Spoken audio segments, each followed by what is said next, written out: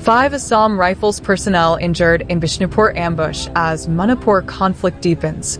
Imphal, September 19th. Manipur's fragile peace was once again shattered when unidentified armed assailants ambushed a convoy of the 33 Assam Rifles at Nambol Sabal Lekai in Bishnupur district on Friday evening. The sudden strike resulted in the deaths of 2 personnel and injuries to 5 others, who were immediately evacuated to the Regional Institute of Medical Sciences, RIMS, in Imphal.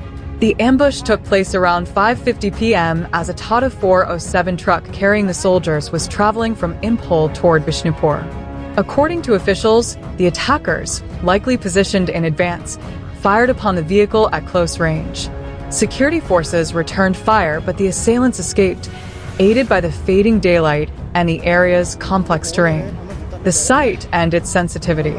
The location of the attack, Nambol Sabal Lekai, lies in Bishnupur district, a region that borders both the Meitei-dominated valley and the Kuki-controlled hill areas. This borderland has repeatedly become a flashpoint in the ongoing ethnic unrest that erupted in May 2023. The valley, largely under Meitei influence, is where most administrative power and security headquarters are situated, while the hills remain under Kuki-Zo control, defended by local militias after the outbreak of violence.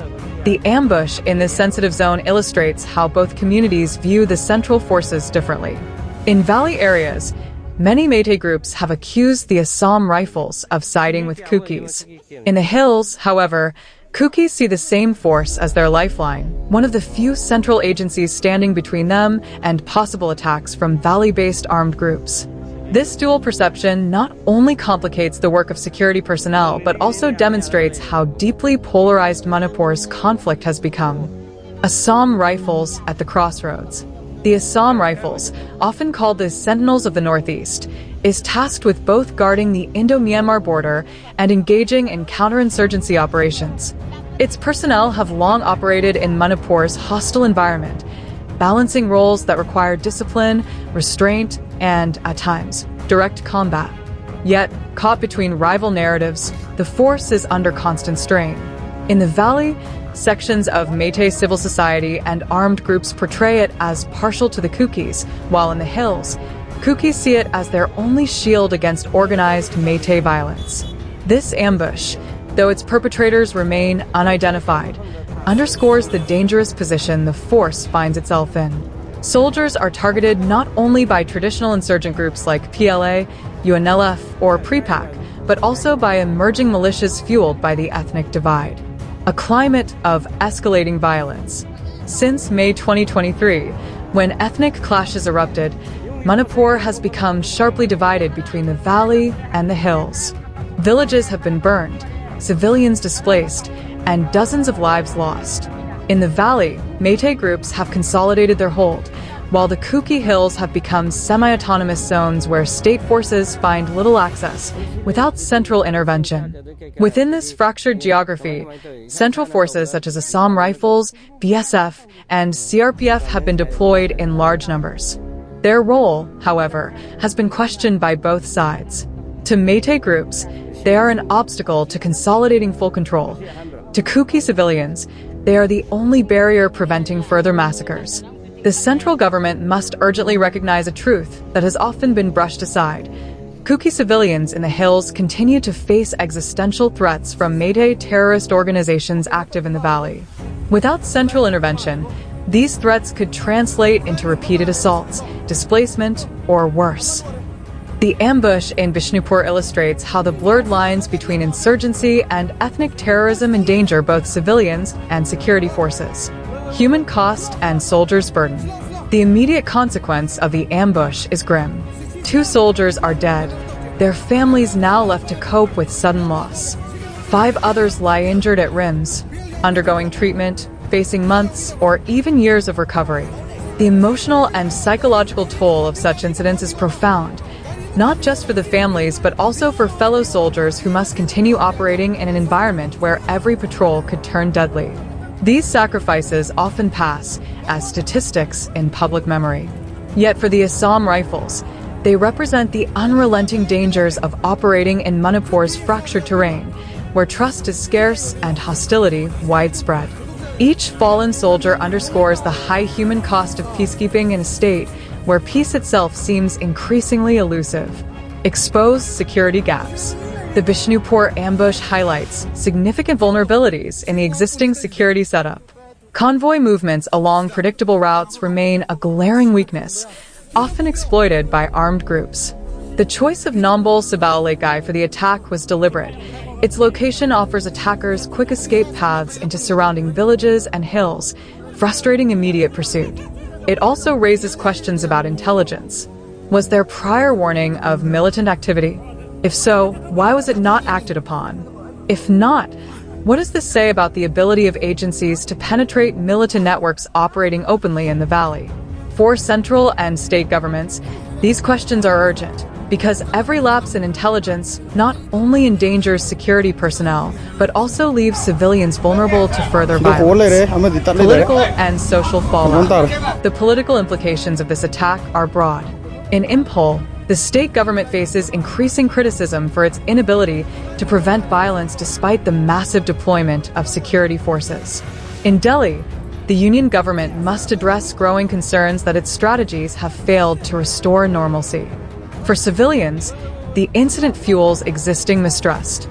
Meitei residents are likely to blame insurgent outfits or hill-based militias, while Kukis may see it as a response to valley-based armed groups and their unchecked operations. Each side interprets the attack through its own narrative, further deepening the divide. This polarization extends to perceptions of the central forces themselves. When soldiers die in ambushes, their sacrifice is often overshadowed by accusations of bias. Yet, without these very forces, many hill districts would be left defenseless against Meitei terror groups. The central government must recognize that continued ambiguity about the role and protection of Kukis only emboldens valley-based militants. Regional implications. The attack also resonates beyond Manipur. Insurgent groups in the state have long used sanctuaries across the porous Myanmar border to regroup and plan operations. With Myanmar itself in turmoil after the 2021 coup, coordination between Indian insurgents and foreign actors has only deepened. Friday's ambush, therefore, cannot be viewed in isolation. It reflects regional dynamics that extend across borders. Unless India addresses this cross-border dimension with a mix of diplomacy and operational vigilance, such ambushes will continue. For the Northeast as a whole, instability in Manipur threatens regional development, investment, and connectivity projects, locking the state into cycles of violence and underdevelopment. The way forward. The Bishnupur ambush demands a comprehensive response.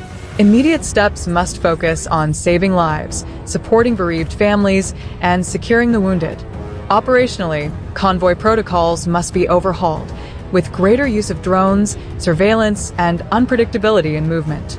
Intelligence gathering must prioritize human networks in both valley and hill communities. But beyond military tactics, the crisis calls for political courage. The central government must openly acknowledge that Meitei terrorist groups operating in the valley pose a continuing and severe threat to Kuki civilians in the hills. Pretending otherwise only strengthens extremists. Protecting vulnerable communities must be at the heart of any security strategy. In the long run, reconciliation between Manipur's divided communities is essential. Without dialogue, trust building, and accountability for past atrocities, violence will remain cyclical. The Assam Rifles and other central forces can only provide a temporary shield. Lasting peace must be built on political will and inclusive governance. Conclusion. The attack at Nambol-Sabao-Lekai is not just a tragedy for the Assam Rifles. It is a reminder of the larger, unresolved conflict tearing Manipur apart. 2 soldiers have paid the ultimate price, and 5 others fight to recover. Their sacrifice highlights both the human cost of instability and the vulnerabilities of India's security apparatus in the Northeast. For the Kukis in the hills, the ambush is a grim signal that instability continues to threaten their survival. For the Meitei-controlled valley, it is another episode in a spiral of violence that risks consuming the state. For the central government, it is a warning that peacekeeping cannot remain neutral on paper while one community faces systematic threats from valley-based armed groups. Until India develops a strategy that combines robust security measures with political recognition of the threats faced by Kukis, Manipur will remain a battlefield of ambushes and mistrust. The sacrifice of the Assam Rifles personnel in Bishnupur is a call to action, not only to catch the perpetrators, but to confront the deeper divisions fueling the violence. Disclaimer: Zalangam Media. This news analysis is an independent report produced under Zalangam Media. The information presented here is based on publicly available news reports, initial eyewitness accounts, and regional updates at the time of writing. While every effort has been made to ensure accuracy, details surrounding security-related incidents in conflict zones may change as official confirmations and investigations progress. Zalangam Media does not claim responsibility for the completeness or absolute accuracy of the information provided. The views, interpretations, and conclusions in this analysis are solely those of the author and do not represent any official position. Readers are encouraged to verify updates through reliable national and regional news outlets as the situation develops. Sources: 1. Impol Free Press reports on Manipur insurgency and ambush incidents. 2. The Hindu Northeast conflict coverage. 3. The Indian Express security and militancy updates. 4. Northeast Now regional breaking news. 5. The Assam Tribune developments on security operations in Northeast India. 6. Press releases and official statements. Manipur Police and Ministry of Home Affairs, MHA, Government of India.